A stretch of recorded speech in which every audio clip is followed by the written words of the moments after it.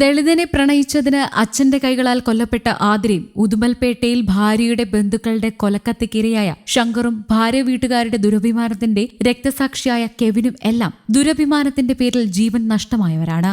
ജാതി, മതം, സമ്പത്ത് എന്നിങ്ങനെ 1000 ഒത്തുചേർക്കലുകൾ നോക്കാതെ മക്കൾ സ്വന്തം വഴി തിരഞ്ഞെടുക്കുമ്പോൾ ഉണ്ടാകുന്ന ശോഭത്തിൽ നിന്നാണ് ഈ ഓരോ കൊലയും നടക്കുന്നത്.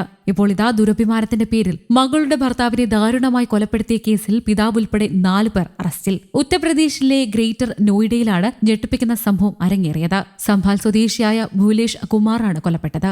5 വർഷങ്ങൾക്ക് മുൻപ് വീട്ടുകാരെ എതിർത്താണ് പ്രീതി യാദവ് ഭൂലേഷ് കുമാറിനെ വിവാഹം കഴിച്ചത്. ഇയാൾ ഓട്ടോറിക്ഷ ഡ്രൈവറായിരുന്നു. 2 ആഴ്ച മുൻപായിരുന്നു പ്രീതിയുടെ കുടുംബം പരിഭവം മാറിയെന്ന വ്യാജേന ഭൂലേഷിനെ വീട്ടിലേക്ക് വിളിച്ചു വരുത്തിയത്. യുവാവിനോടൊപ്പം ഭാര്യ ഉണ്ടായിരുന്നതിനെക്കുറിച്ച് വ്യക്തമായ വിവരം ലഭിച്ചിട്ടില്ല എന്ന് പോലീസ് പറഞ്ഞു. മദ്യപിച്ചതിനു ശേഷം ഭൂലേഷ് മടങ്ങുന്നതിനിടെയാണ് വാടക കൊലയാളികൾ കൊലപ്പെടുത്തിയത്. പ്രീതിയുടെ വീട്ടുകാർ യുവാവിനെ കൊലപ്പെടുത്തുന്നതിനായി വാടക കൊലയാളികളെ ഏർപ്പാടാക്കിയിരുന്നുവെന്ന് പോലീസ് സ്ഥിരീകരിച്ചിട്ടുണ്ട്. കൊലയാളികൾക്ക് പ്രതിഫലം നൽകുന്നതിനായി പ്രീതിയുടെ പിതാവ് 3 ലക്ഷം രൂപയ്ക്കാണ് ആഭരണങ്ങൾ പണയം വെച്ചത്. യുവാവിന്റെ മൃതദേഹം ജൂൺ 16 ഗ്രേറ്റർ നോയിഡയിലെ സുരജ്പൂരിൽ നിന്നാണ് കണ്ടെടുത്തത്. കൃത്യം ചെയ്യാൻ ഉപയോഗിച്ച ആയുധം, ടവൽ, കാർ, പണയം വെച്ച ആഭരണങ്ങൾ തുടങ്ങിയവയും പോലീസ് കണ്ടെത്തിയിട്ടുണ്ട്. യുവതിയുടെ പിതാവ്, അമ്മാവൻ, വാടകയ്ക്കെടുത്ത 2 കൊലയാളികൾ എന്നിവരെയാണ് അറസ്റ്റ് ചെയ്തതെന്നും ബാക്കിയുള്ള 2 പേർക്കായി അന്വേഷണം ഊർജിതമാക്കിയിട്ടുണ്ടെന്നും പോലീസ് മാധ്യമങ്ങളോട് പറഞ്ഞു. ദക്ഷിണേന്ത്യൻ സംസ്ഥാനമായ തമിഴ്നാട്ടിലെ വളരെ പ്രധാനപ്പെട്ട ഒരു കേസാണ് ശങ്കർ വധക്കേസ്. പ്രബലമായ തീവ്ര സമുദായത്തിൽ നിന്നുള്ള എഞ്ചിനീയറിംഗ് വിദ്യാർത്ഥിനിയായ കൗസല്യ അതേ കോളേജിൽ പഠിച്ചിരുന്ന ശങ്കർ വേലുസ്വാമി വിവാഹം കഴിച്ചു.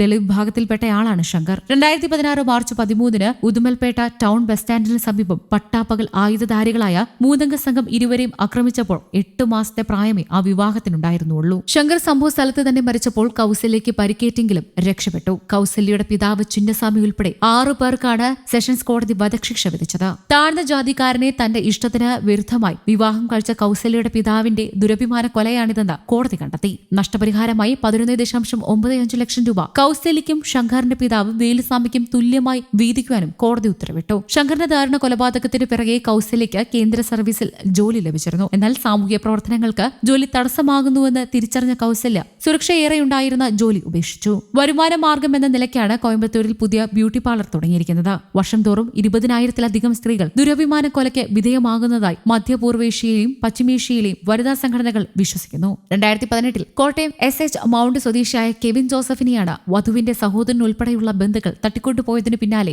മരിച്ച നിലയിൽ കണ്ടെത്തിയത്. തന്റെ സഹോദരൻ ഉൾപ്പെടെയുള്ള സംഘമാണ് ഭർത്താവിനെ തട്ടിക്കൊണ്ടുപോയതെന്ന് ഭാര്യ നീനു കെവിന്റെ പിതാവും പരാതി നൽകിയിരുന്നു. ആദ്യഘട്ടത്തിൽ ഇരുവരുടെയും പരാതി സ്വീകരിക്കാതെ സംഭവത്തിന്റെ ഗൗരവം മനസ്സിലാകാതെ പെരുമാറിയ പോലീസ് സംഭവം മാധ്യമങ്ങളിൽ വാർത്തയായതോടെയാണ് പരാതി തന്നെ സ്വീകരിച്ചത്. പക്ഷെ അപ്പോഴേക്കും കെവിന്റെ ജീവൻ പോയിരുന്നു. News desk, Kerala Kaumudi.